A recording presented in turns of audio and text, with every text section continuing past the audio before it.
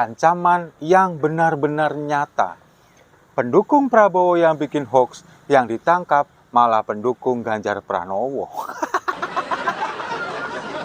Ini gimana ceritanya ini?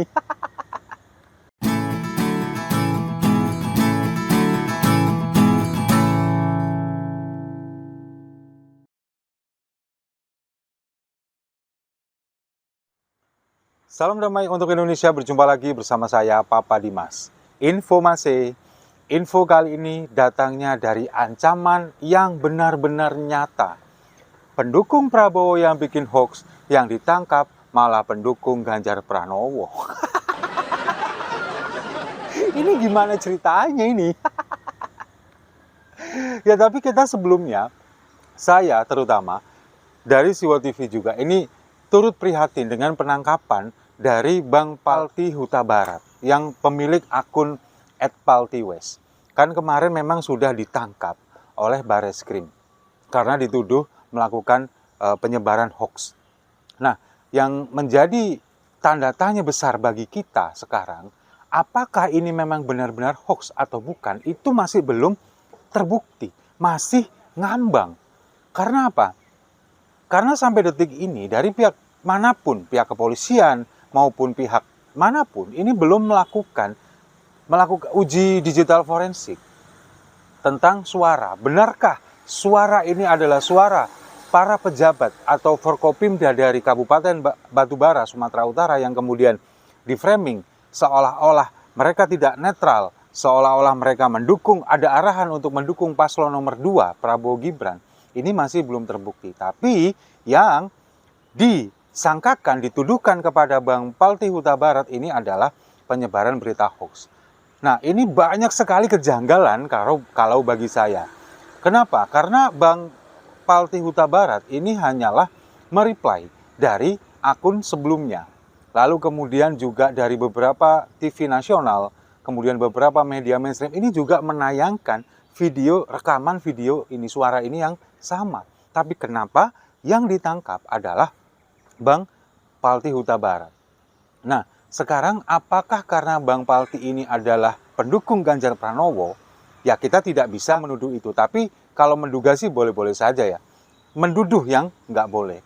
Nah, kalau kita ketahui Bang Palti Huta Barat atau yang di Twitter dia pakai nama Bang Nalar atau @paltiwes, ini adalah memang dulu relawan pro Jokowi di bawah Budi Ari. Tapi setelah kemudian Budi Ari belok, nggak jelas, kemudian dia keluar dari Projo dan sekarang mendukung Ganjar Pranowo. Dan setiap saat selalu menentang keras, kemudian tidak setuju dengan Prabowo Subianto. Apapun yang dilakukan, sama seperti kita semua, rekam jejaknya tentang kasus penculikan HAM dan sebagainya. Apalagi setelah sekarang Presiden Jokowi melalui Gibran kemudian bergabung dengan Prabowo dan seolah-olah melegitimasi segala macam, melanggar aturan, memperkosa hukum dan lain sebagainya.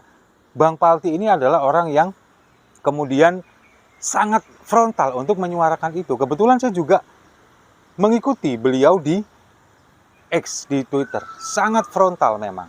Nah, kalau bagi saya, ini dugaan saya, memang sepertinya Bang Palti ini sudah diincar dari lama. Ditunggu bagaimana kemudian dia terpleset, pada akhirnya akan dijebloskan ke penjara.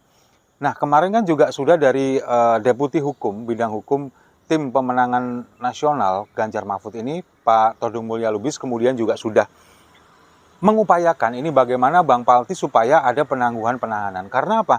Karena tahu-tahu sekarang sudah jadi tersangka, lalu kemudian sudah ditahan dan diancam dengan hukuman 12 tahun penjara. Akan disangkakan dengan pasal itu Undang-Undang ITE.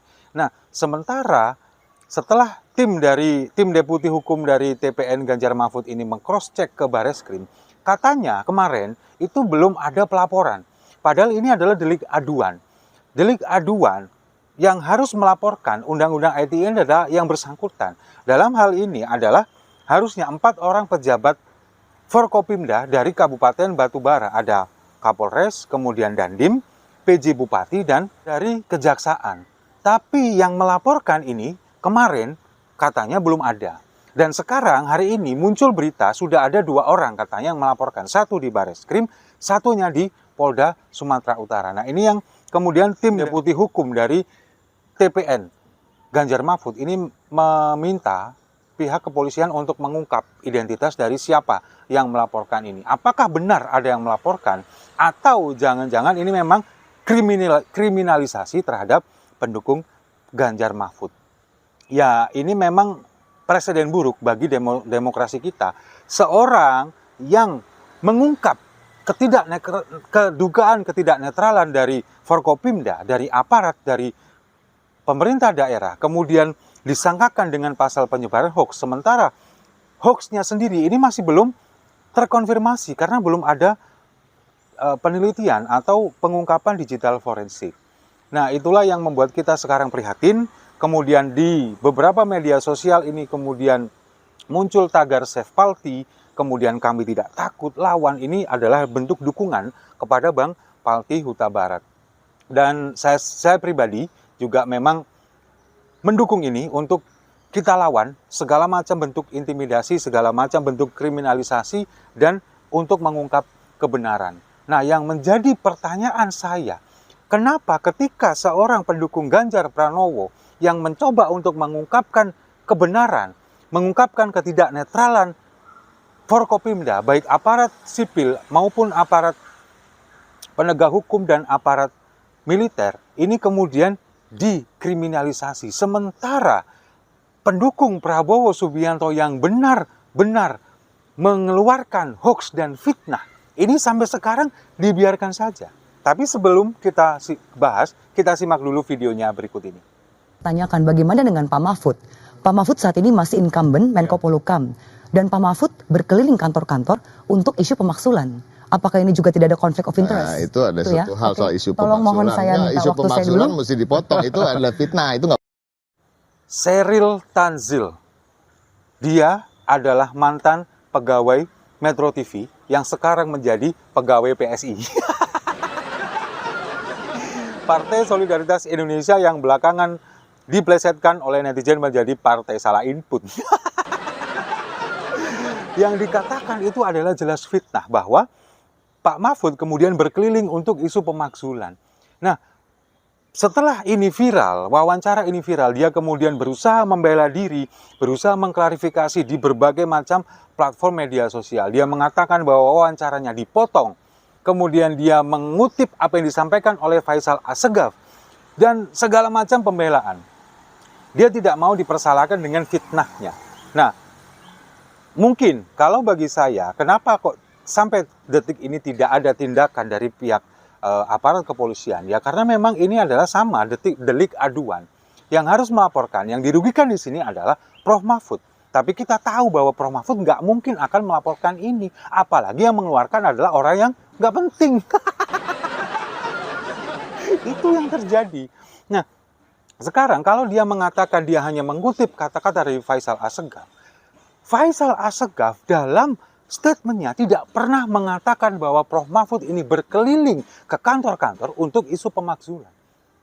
Faisal Assegaf memang dia adalah salah satu penggerak dari petisi 100 yang memang akan mengusulkan untuk memakzulkan Presiden Jokowi. Kemudian disampaikan kepada Menko Polhukam Pak Mahfud MD. Nah, dalam berbagai hal, berbagai macam kesempatan, Pak Mahfud MD selalu mengatakan bahwa urusan pemakzulan itu memang secara konstitusional dibenarkan, tapi melalui jalur yang benar, melalui DPR, bukan melalui Menko Polhukam. Makanya Pak Mahfud kemudian seolah-olah merestui itu ya karena apa? Karena dia sesuai dengan koridor hukum, sesuai dengan bidangnya. Bisa, kalian memakzulkan presiden bisa, tapi melalui konstitusional, melalui jalan yang benar, melalui DPR, bukan Menko Polhukam.